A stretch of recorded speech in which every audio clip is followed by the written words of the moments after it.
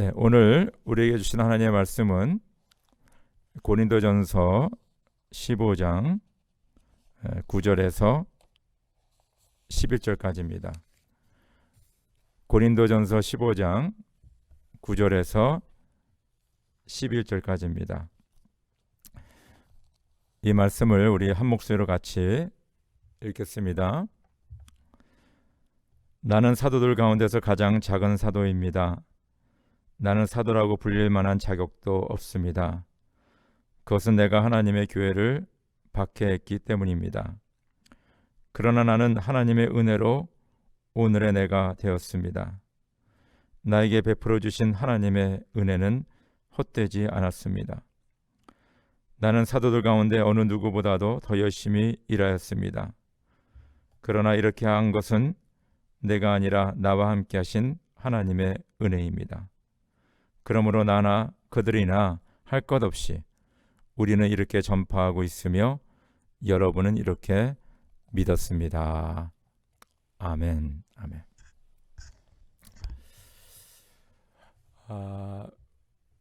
우리 인생을 이렇게 돌아보면 하나의 스토리입니다. 하나의 소설입니다. 소설. 한 가정에 딸 혹은 아들로 태어나가지고 부모의 사랑을 받고 성장하고 학교 다니고 또 이제 성인이 돼서 사회에 나가서 일을 하고 또 가정을 이루고 그런 인생의 여정 가운데 여러 가지 그 사건들이 많이 있습니다. 그리고 그 사건들을 통하여서 일어났던 일들, 만났던 사람들, 또 이루어졌던 것들, 이런 것들이 다 하나의 스토리입니다. 그래서 인생은 하나의 스토리다, 이야기다, 그렇게 얘기할 수 있습니다. 아마 오늘 예배를 드리는 우리 모두가 다 스토리가 있을 줄 압니다. 오랜만에 우리 가족들이 모이면요, 예전에 어렸을 적에 때로는 부모님 말 안 듣고 또 사고 치고 다니던 일들을 가끔 얘기를 합니다. 그러면서 서로 그 추억이라고 할까요? 그것을 기억하면서 우리가 즐거운 시간을 갖습니다. 동창들끼리 만나면 예전에 어떤 선생님이 참 좋으셨지, 그리고 참 그 친구가 그때 참 공부 잘했어, 뭐 등등 옛날 학창 시절을 얘기를 하게 됩니다. 한국 남자들은 모이면 자연스럽게 군대 이야기를 하죠. 그래서 뭐 특별히 매 맞았던 일을 많이 얘기하더구만요. 그래서 그런 얘기도 하고, 특별히 어르신들 가운데는 6.25 전쟁 얘기를 가끔 하세요. 그때 참 많은 죽을 고비를 넘겼는데 하나님의 은혜로 살아남게 되었다고 그런 말씀을 나누시는 어르신들이 꽤 있습니다. 우리 이민자들, 특별히 교회를 쭉 다니는 우리 이민자들은 자, 이민 초기에 주일날 예배 끝나고 공원에 가서 갈비 구워 먹던 이야기를 많이 합니다. 그때 참 좋았지. 왜 요새는 우리 공원에 잘 안 가지? 그러면서 옛날에 예배 끝나고 공원에 가서 교제했던 그런 이야기를 나눕니다. 우리 각 개인적으로 너무 스토리가 많죠. 뭐 저도 한 가지 얘기한다면, 제가 1999년도에 처음으로 유카탄 선교를 다녀오게 되었습니다. 그때 딱 두 가지가 기억이 나요. 하나는 뭐냐 하면 그 한인 후예들이 너무 가난하게 산 거 있지 않습니까? 그 방 한 칸에 한 10명이 모여 사는데 비가 오니까 멍멍이도 그 집 안으로 들어오고 닭도 들어오고 오리도 들어오고 사람도 들어가고 그런 아주 너무 가난한 것이 아직도 기억이 나며 그들에게 함께 말씀을 나누며 사역했던 것이 기억이 납니다. 그리고 또 하나는 그날 첫날 밤 잠을 자고 딱 일어났는데요. 제 머리 바로 옆에 제 진짜 이 주먹만한 거미가 한 마리가 있었습니다. 그 거미가 타란툴라라는 거미예요. 이렇게 독이 많은 건데 그래서 제가 그 유카탄 그 선교지를 잊을 수가 없어요. 그래서 거기에서 일어난 여러 가지 일들, 스토리들이 꽤 많이 있습니다. 우리 예수 믿는 사람들은 공통적으로 내가 예수님을 만난 그 이야기가 있습니다. 아마 다들 기억하실 거예요. 또한 내가 성경 공부하면서 기도하면서 하나님께서 내 기도를 응답해 주시고 또 하나님의 능력이 나와 함께 임하고 그 능력으로 또 우리가 세상에 나가서 승리한 그런 간증이 있을 것입니다. 특별히 우리가 이 외국 생활 하다 보면 어려운 이들을 겪게 되는데 그때마다 주님께서 나와 함께 하셔서 그 어려운 상황들을 이겨나갔던 그런 이야기들이 우리에게 있습니다. 특별히 우리가 교회를 섬기면서 우리 성도들과 교제하며 같이 예배드리며 기도하며 찬양하면서 우리가 경험했던 하나님의 은혜들, 그 이야기들이 꽤 많이 있다는 것입니다. 저희가 지난 거의 한 석 달 동안 우리가 코로나 바이러스 이 팬데믹 가운데 있는데요. 그래서 사람들이 얘기하기를 2020년을 중심으로 BCAC로 정해질 것이다. 그건 뭐냐면 Before Corona, After Corona 그렇게 정해질 것이다 라고 얘기합니다. 제 큰딸이 이번에 고등학교를 졸업하게 되는데 보통 그 정상적인 졸업식을 못 하고요. 애들 학교 가면 이렇게 애들 그 자동차가 쭉 지나가면서 애들 드롭하고 픽업하는 데가 있거든요. 거기를 이렇게 차 타고 지나가면서 우리 딸 순서가 되면 차에서 잠깐 내려서 교장 선생님한테 졸업장 받고 자동차 타고 다시 이렇게 돌아오는 그런 식으로 이번에 졸업식을 한대요. 그래서 좀 약간 좀 안 됐다 섭섭한 것도 있고요. 프롬도 없습니다. 이번에 프롬 그 파티도 없고 그러면서 아마 이번에 졸업하는 친구들은 아마 절대 잊지 못할 그런 사건이구나 하는 것을 알게 됩니다. 오늘 우리가 고린도전서 15장을 함께 묵상했는데 사도 바울의 편지 아닙니까?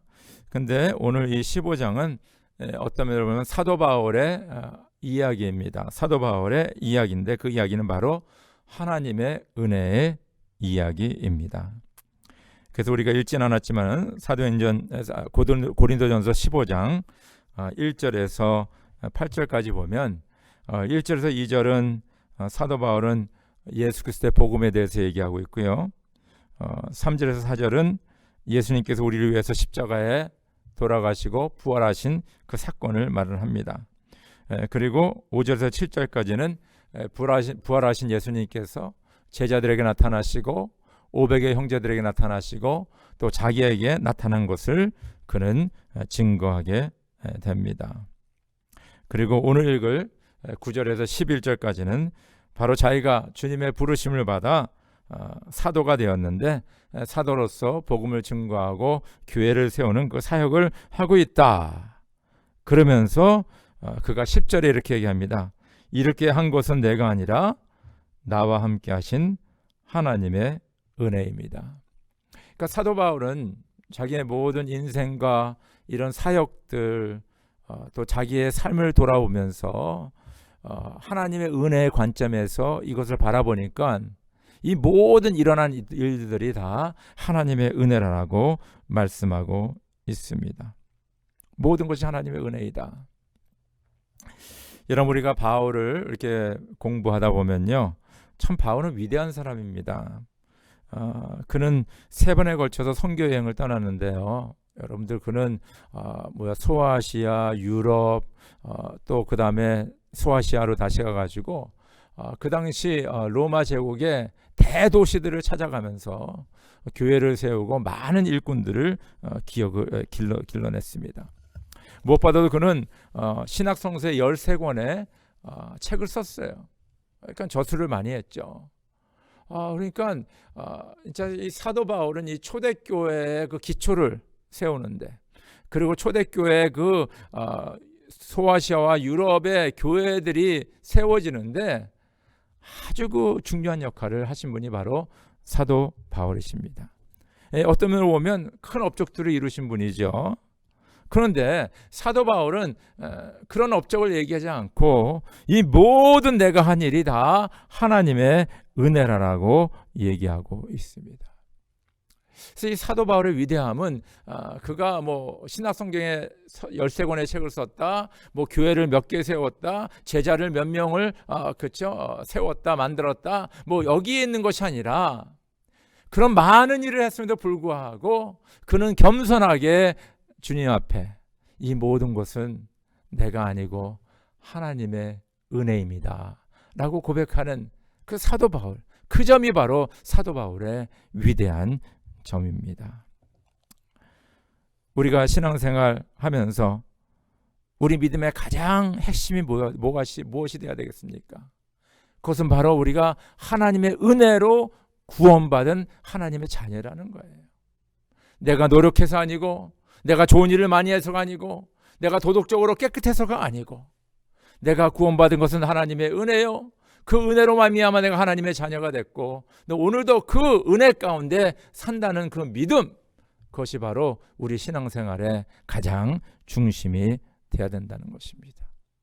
그래서 우리는 은혜를 받았고 은혜 가운데 살고 또한 그 은혜를 나누는 것이 바로 우리 기독교인의 삶이다라고 우리가 정의할 수 있습니다. 오늘 함께 말씀 묵상하면서 하나님께서 우리 각자에게 베풀어 주신 하나님의 놀라운 은혜를 기억하시고 또 감사하시고 고백하시고 계속해서 그 은혜 가운데 사는 저와 여러분이 되기를 주의 이름으로 축원합니다. 사도 바울은 이 모든 것이 하나님의 은혜라 이야기하면서 그는 9절에 나는 지극히 작은 자다라고 고백하고 있습니다. 우리 성경 말씀 두 군데를 같이 읽겠습니다. 고린도전서 15장 9절, 나는 사도들 가운데서 가장 작은 사도입니다. 나는 사도라고 불릴 만한 자격도 없습니다. 그것은 내가 하나님의 교회를 박해했기 때문입니다. 에베소서 3장 8절에 하나님께서 모든 성도 가운데서 지극히 작은 자보다 더 작은 나에게 이 은혜를 주셔서 그리스도의 헤아릴 수 없는 부요함을 이방 사람들에게 전하게 하시고, 이 두 말씀에서 지금 사도 바울은 무엇을 고백하냐면 나는 사도들 가운데 가장 작은 사도다, 그렇게 고백하고 있고요. 또한 사도 바울은 나는 모든 성도 가운데 지극히 작은 자보다 더 작은 자다, 그렇게 얘기하고 있습니다. 참 이 말씀을 묵상하면서 사도 바울과 같이 이렇게 믿음이 좋고 능력이 있고 참 교회를 세우고 많은 제자를 양육하고 또 성경까지 이렇게 기록한 저술한 그런 능력의 사람인데 그는 사도들 중에 가장 작다 그러고 또 성도들 중에 작은 자 중에 제일 작은 자라고 이야기하고 있다는 것입니다. 너무 겸손하지 않습니까? 저는 이 말씀을 묵상하면서 두 가지를 생각해 봤어요. 첫째는 혹시 사도 바울이 영어로 말하면 립 서비스 하는 것이 아닌가. 사람들 듣기 좋으라고 나는 사도들 중에 가장 적고요, 나는 성도들의 작은 자 중에 가장 작은 자입니다. 속으로는 그렇지 않은데 그냥 표현적으로 그렇죠? 밖으로 그렇죠? 표면적으로 혹시 그런 립 서비스로 말하는 것이 아닌가, 그런 생각도 좀 해봤어요. 왜냐하면 이분은 너무 위대하신 분이기 때문에. 아니면 진정 사도 바울은 이런 큰 일을 했음에도 불구하고 사도들 중에 가장 작고 성도들의 작은 자 중에 가장 작은 자로 진짜 그는 믿고 그렇게 말하고 그렇게 살았느냐, 이 두 가지 생각이 들더구만요. 그래서 만약에 사도 바울이 이 고백이 진정 사도 바울의 고백이면, 그럼 어떻게 사도 바울은 그는 사실 공부도 많이 했고 돈도 많은 집안에서 태어났고 로마 시민이고 율법을 다 지킨, 그럼 자랑할 만한 사람인데 자기를 자랑하지 않고 가장 적은 자라고 얘기할 수 있는 그 근거가 어디 있느냐, 이게 근거. 어떻게 사도 바울은 모든 것이 다 갖춰졌는데도 가장 작은 자라고 얘기할 수 있는 그 이유가 뭐냐 이거예요. 그 이유는 오늘 9절에 있습니다. 제가 다시 읽어드릴게요. 나는 사도들 가운데서 가장 작은 사도입니다. 나는 사도라고 불릴 만한 자격도 없습니다. 그것은 내가 하나님의 교회를 박해했기 때문입니다. 그것은 내가 하나님의 교회를 박해했기 때문입니다. 이거를 좀 더 간단하게 말하면 그것은 내가 죄인이기 때문입니다. 여러분들, 죄라는 거는요, 이렇게 조그만 거 훔치는 죄도 있고요, 그냥 수억을 훔치는 죄도 있거든요. 그러나 죄의 강도는 좀 다를지 모르지만은 다 죄입니다. 사도 바울은 교회를 박해했기 때문에 엄청난 큰 죄인이야 라고 얘기할지도 모르지만요, 그것이나 조그만 거 훔친 거나 죄는 똑같은 죄인입니다. 그렇기 때문에 사도 바울은 내가 가장 적은 자, 연약한 자, 부족한 자, 적은 자 중에도 적은 자라고 고백하는 건 바로 내가 죄인이라는 것을 그가 인식했기 때문에, 알았기 때문에 그가 그렇게 고백할 수 있었습니다. 그래서 사도 바울은 로마서 6장 23절에 죄의 싹은 사망이요 하나님의 은사는 그리스도 예수 안에는 영생이다 말씀합니다. 죄의 싹은 사망이다. 내가 교회를 박해한 그 죄는 죽음인데 바로 하나님의 은혜로 예수 그리스도 안에서 내가 영생을 얻고 새로운 사람이 됐다는 것입니다.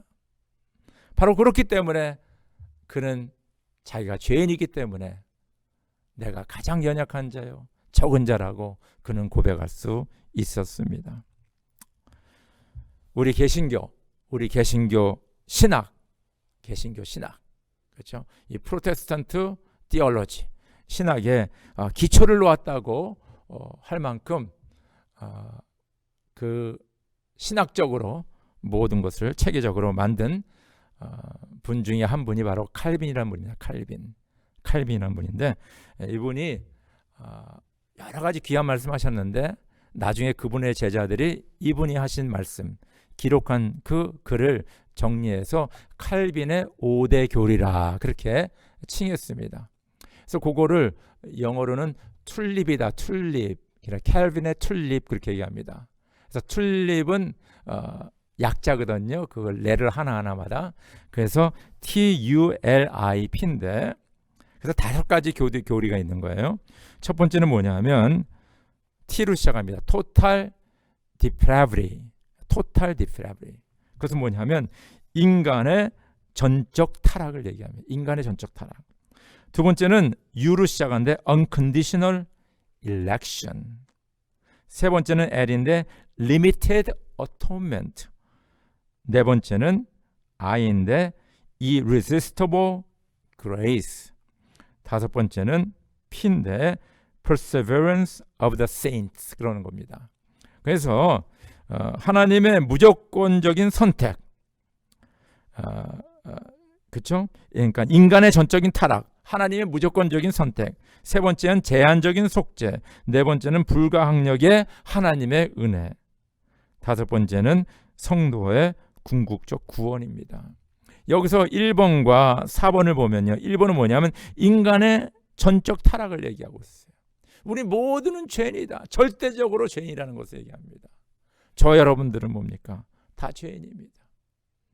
때로는 우리가 알고 지은 죄들이 있죠. 남에게 욕을 하고 남을 미워하고, 그렇죠. 때로는 내가 무의식 중에 죄를 진 것들이 있습니다. 때로는 뭡니까? 내가 원치 않았는데 잘못된 말을 하거나 행동을 한 적이 있습니다. 그러나 우리 모두 다 죄예요. 그래서 마음으로 진데도 죄라 그랬어요. 네가 마음으로 누구를 간음하면 바로 그것이 간음죄라고 예수님께서는 말씀하셨다는 것입니다. 만약 저 여러분들이 나는 이 철저한 죄인이라는 것을 깨닫게 된다면, 그것을 고백하면 우리는 뭡니까? 다른 사람 앞에 나와서 내가 잘났다라고 이렇게 얘기할 수가 없죠. 왜냐하면 죄의 삭은 사망이고 하나님의 은사는 그리스도 예수 안에는 영생이기 때문입니다. 바로 그 은혜가 불가항력적, 상력적 하나님의 은혜입니다. 이것은 내가 이렇게 어떻게 잘해서가 아니라 하나님께서 은혜를 베푸신 거예요. 그래서 우리를 그 은혜를 받은 거예요. 그렇기 때문에 오늘 내가 된 것은 내가 어떤 공을 싼 것이 아니라, 일을 잘해서가 아니라, 내가 똑똑해서가 아니라 전적인 하나님의 은혜라는 것입니다. 내가 죄인임을 깨닫는 순간 하나님의 은혜를 우리가 받을 수가 있다는 것입니다. 내가 죄인인 것을 매일매일 고백하면 살아갈 동안 우리는 하나님의 은혜 가운데 살게 돼 있습니다. 가끔 우리는 교만해져 가지고 내가 그래도 이만큼 했지, 내가 이만큼 봉사했지, 이만큼 섬겼지 하면서 교만해지기 시작합니다. 그런 교만이 올라오는 동시에 하나님의 은혜는 점점 떨어지는 거예요.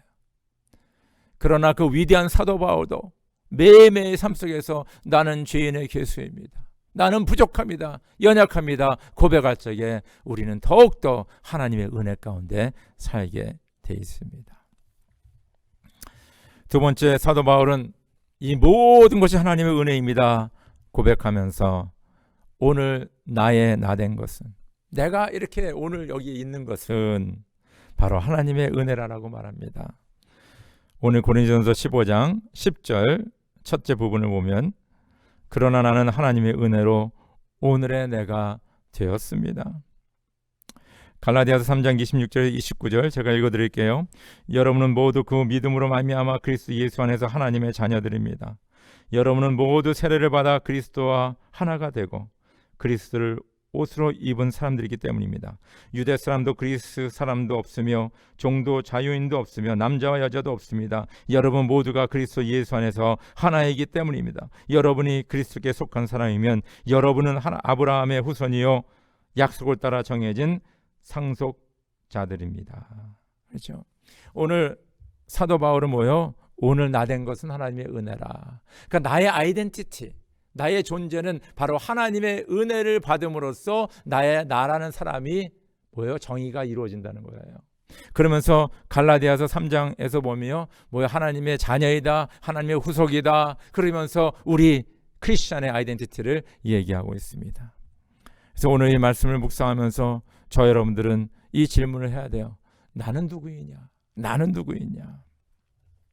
사람들은요, 자기 자신이 누구인가를 어떻게 정의하냐면요, 주변에 일어나는 상황들을 바라보면서 자기 자신이 누구라고 얘기를 합니다. 예를 들어서 지금 경제적으로 너무 어려워요. 또 육신적으로 너무 피곤하고 때로는 몸이 아픕니다. 질병이 있습니다. 때로는 누구와의 관계가 제대로 이루어지지가 않아요. 관계가 깨지기도 하고요. 하는 일마다 잘 안 돼요. 그러면 나는 왜 이 모든 인생이 꼬이지? 나는 왜 이렇게 태어났지? 왜 모든 이렇게 망치지? 나는 왜 이렇게 돈도 없어? 왜 사람들과 이렇게 부딪히기만 해? 그러면서 이 상황을 보면서 자기 자신의 그 비참함, 그것을 한탄하며 뭡니까? 자기 자신을 그렇게 정의하는 경우가 많이 있습니다. 세상은요, 그 사람들의 겉으로 나타나는 모습을 보면서 그 사람들을 정의하게 됩니다. 여러분들, 우리가 헐리우드 스타들을 많이 부러워하잖아요. 그 사람들은 돈도 있고 명예도 있고 그 다음에 뭡니까? 사람들에게 유명세도 있고. 그래서 가끔 이렇게 TV 이렇게 영화라든가 혹은 그 선전에 보면요, 그냥 벤츠 560 오픈카에 멋있는 남자와 아름다운 여인이 마하라를 휘날리며 선셋 블루바드 아니면 말리부 그 해변가를 쫙 타고 가는 거예요.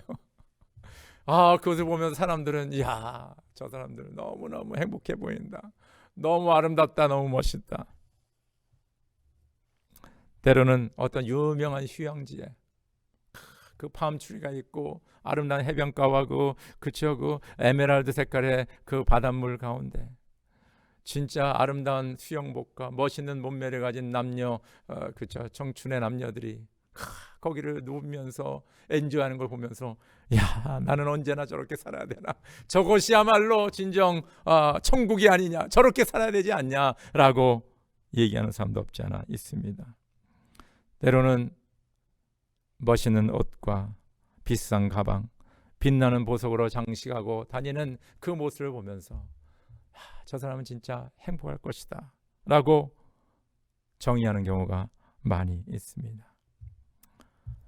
여러분 진정 그런 것 같습니까? 그 사람들이 가장 행복할 것 같아요. 정확한 통계는 없지만은 여러분 헐리우드의 스타들이 많이 자살합니다. 헐리우드 스타들의 가정들이 많이 파괴됩니다. 헐리우드 스타들이 많이 마약을 하는 것을 우리가 알 수 있습니다. 알코올 중독자도 너무너무 많아요. 너무 문제들이 많아요. 겉으로는 화려하고 행복하고 아름다워 보이지만은 그 속에는 지금 어떤 일이 일어나는지 아무도 몰라요. 진짜 행복한 사람도 있을 거예요, 그들 가운데. 그러나 그러지 않은 사람도 꽤 많이 있다는 것입니다. 우리는 현재 일어나는 상황과 겉으로 나타나는 모습을 통하여서 나 자신을 정의하면 우리는 비참하게 살 수밖에 없습니다. 저 여러분들은 헐리우드 스타처럼 될 수가 없어요. 그때 벌써 지났습니다 하고 10대째 벌써 그 일이 일어나야 되는데 저는 벌써 나이가 들었잖아요.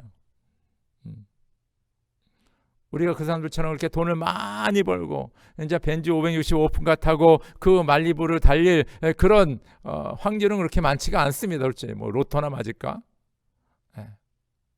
그럼 우리는 뭐 인생 실패한 겁니까? 그게 아니죠. 그게 아니죠. 오늘 갈라디아서 3장 26절에서 29절 제가 다시 읽어드릴게요. 여러분은 모두 그 믿음으로 말미암아 그리스도 예수 안에서 하나님의 자녀들입니다. 여러분은 모두 세례를 받아 그리스도와 하나 되었고 그리스도를 옷으로 입은 사람들이기 때문입니다. 여러분 모두가 그리스도 예수 안에서 하나이기 때문입니다. 여러분이 그리스도께 속한 사람이면 여러분은 아브라함의 후손이요 약속을 따라 정해진 상속자들입니다.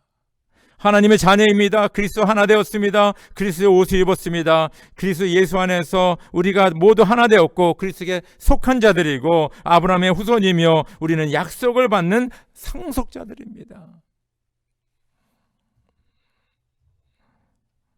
우리가 하나님의 자녀임을 분명히 알 적에 이것이 내가 나 된 것이 아니고 하나님의 은혜라고 고백할 수가 있다는 것입니다.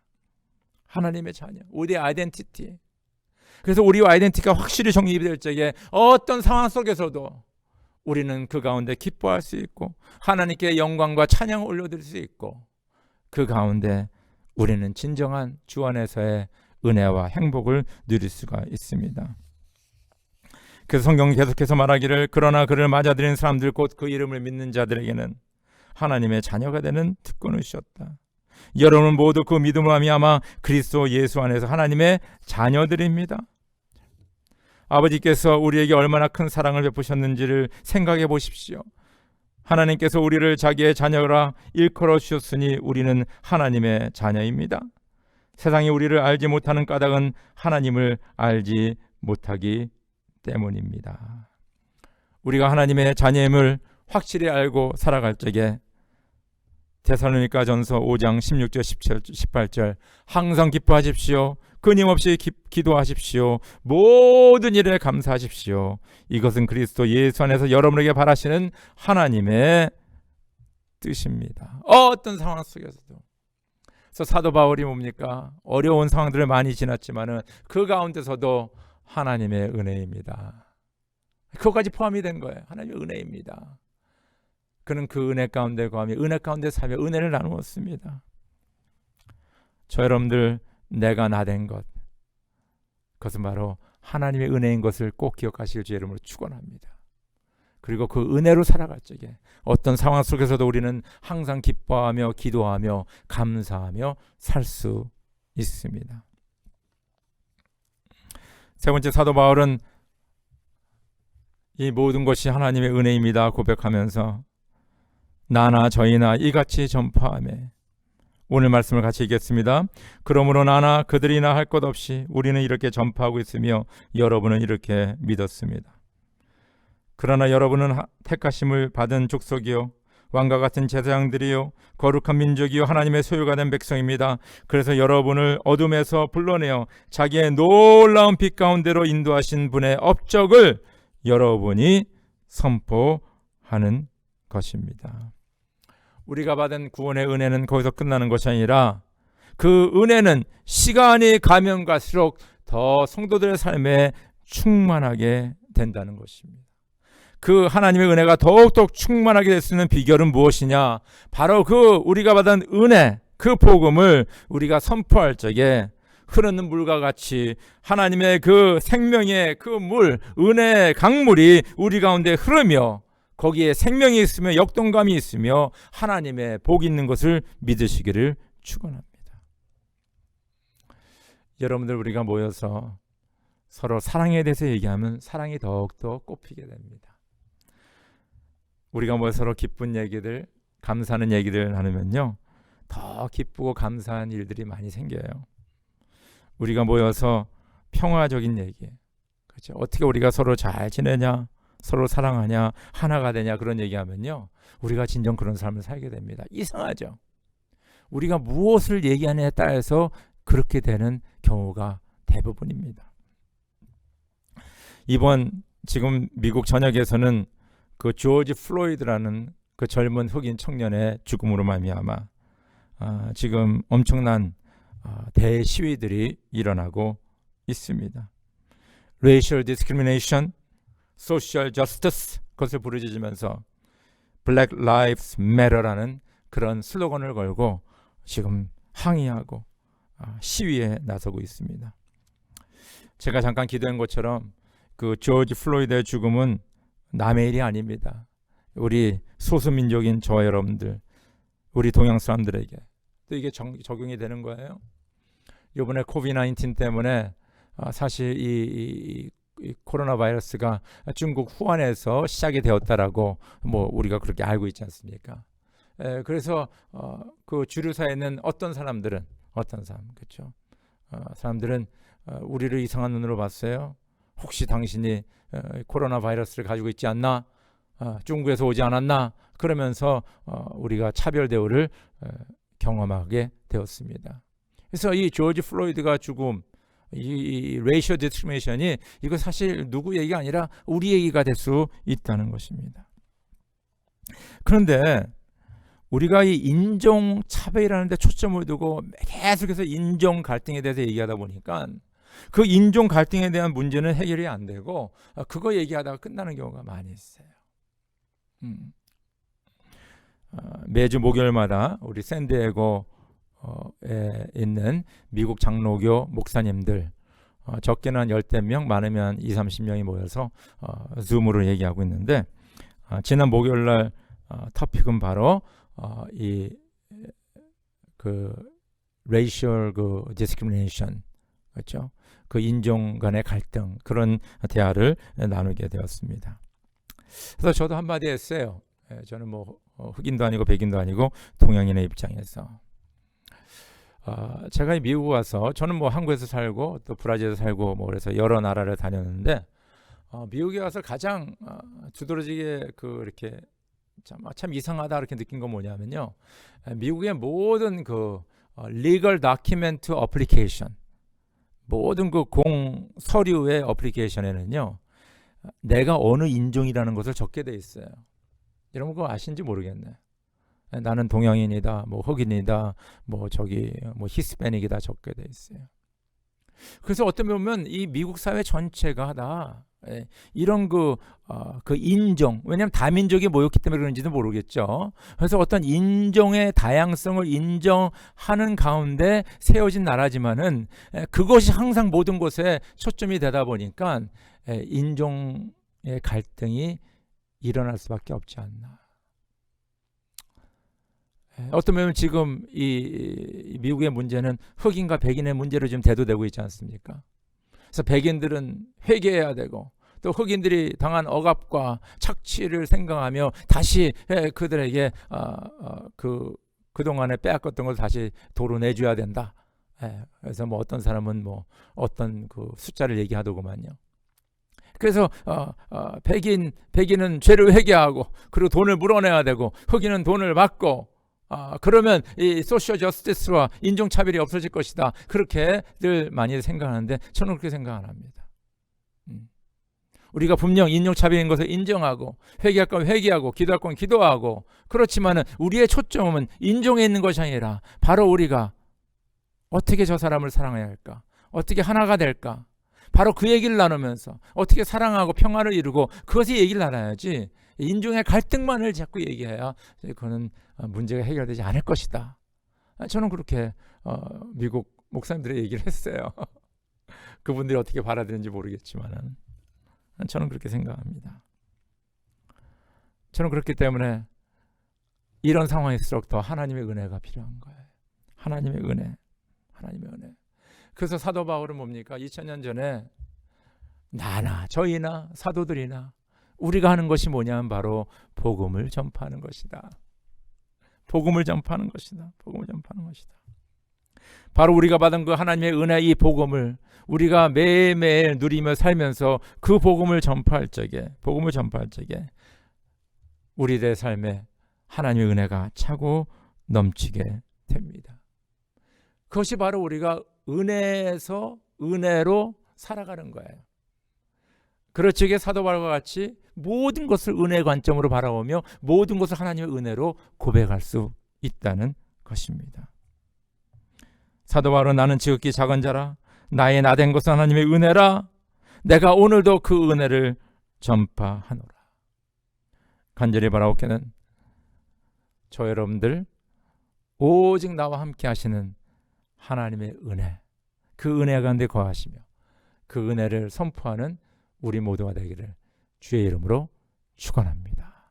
우리 다 함께 기도드리겠습니다. 성령 하나님 감사합니다.